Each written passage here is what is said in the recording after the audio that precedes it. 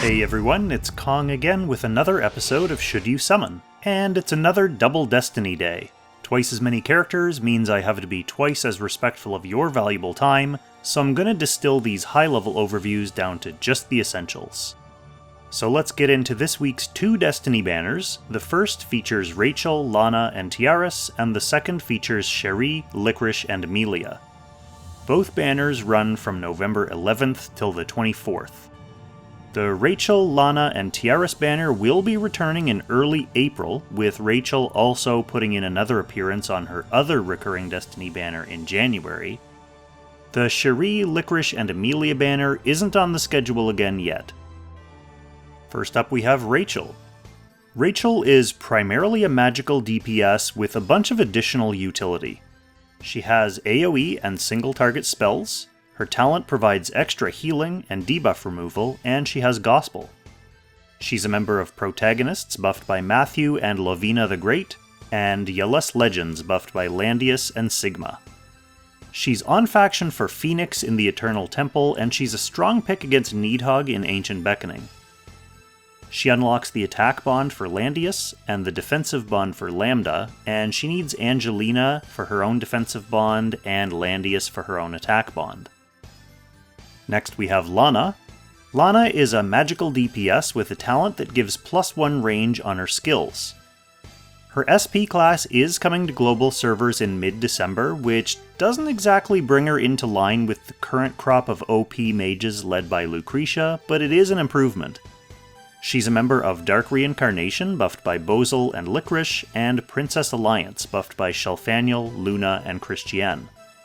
She's on faction for Leviar in the Eternal Temple, and she's a strong pick against Fenrir and Needhog in Ancient Beckoning. She unlocks the attack bond for Sonya, and she needs Leon for her defensive bond and Elwyn for her attack bond. Lastly, on the first banner, we have Tiaris.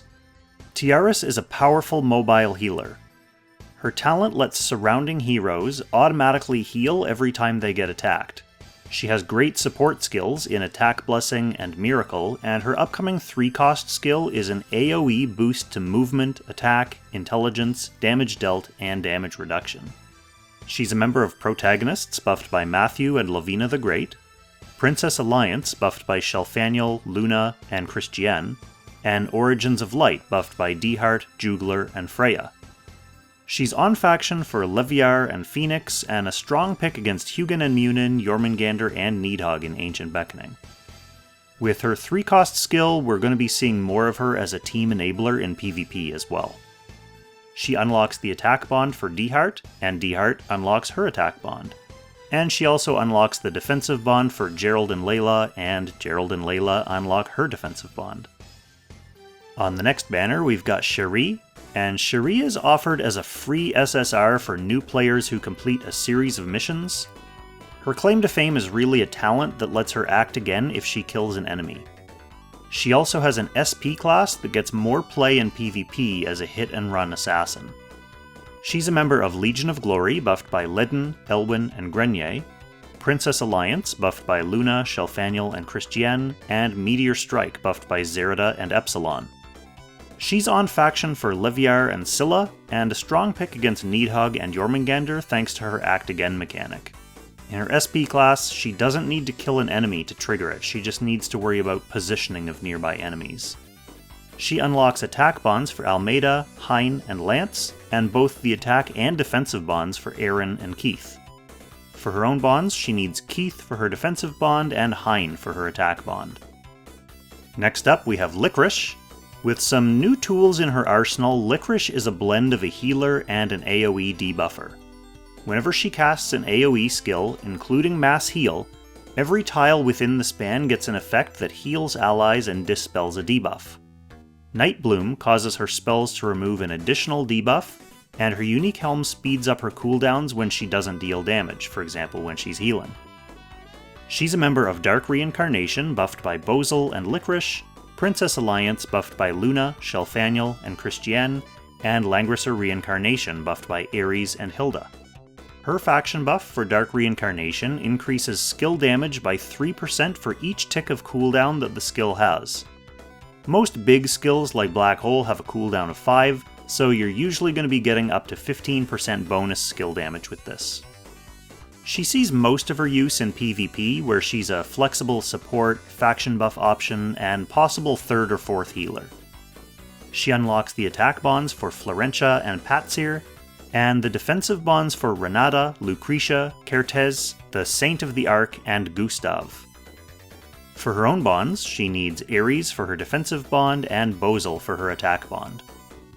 Finally, we have Emilia. Emilia is a tank who converts her magic defense to her attack, has a revive in her talent, and can counterattack at range. With her unique hammer, as long as her conversion is up, she can counterattack at any range. She's not Christiane though. She's a member of Empire's Honor, buffed by Bernhardt, Leon, Lance, and Rosenseal, and Princess Alliance, buffed by Luna, Shelfaniel, and Christiane.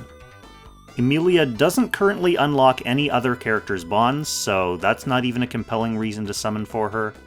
For her own bonds, she needs Vargas for her important defensive bond, and Young Jessica for her attack bond. And since those were pretty quick summaries, let's skip the quick and dirty for this video and go right to the notes for noobs. Rachel unlocks Landius' attack bond, and that's pretty much the most compelling reason to summon for her fresh in this day and age. Lana is getting an SP class in December, so you might find that interesting. She won't unseat Lucretia or Light of Genesis though, but it's an improvement. Tiaris is still a good value summon. She's a fantastic PvE sustain healer, Attack Blessing makes her OP in multiple Ancient Beckoning fights, and her upcoming 3C is going to make her relevant in PvP again, so summon for her. Cherie is free. You shouldn't really need to summon her, but if you missed her for some reason, then she's worth picking up as a budget option for Nidhogg and Jormungandr, and as an SP assassin for PvP. Licorice is a solid overall character for PvP, with a faction buff and good support utility, but she's also turning into a major bond roadblock, with several characters who aren't even out yet relying on her for bonds, so she's worth summoning. Emilia. Finally, just my reminder about upcoming banners. Next week, we've got the launch of the underwhelming Transcendent Gizarov and Alpha. This banner probably made the smallest splash of any banner in recent memory in China, with neither character registering any significant use at all. Well, they look cool at least. The week after that is a raid up featuring Rosalia and the Light of Genesis, and the week after that is a Destiny banner featuring Mariel, Werner, and Patsir, which seems like a good one to fill some gaps in people's rosters. Of course, we all know by now that the next major overpowered unit we should all be saving for is coming up in January.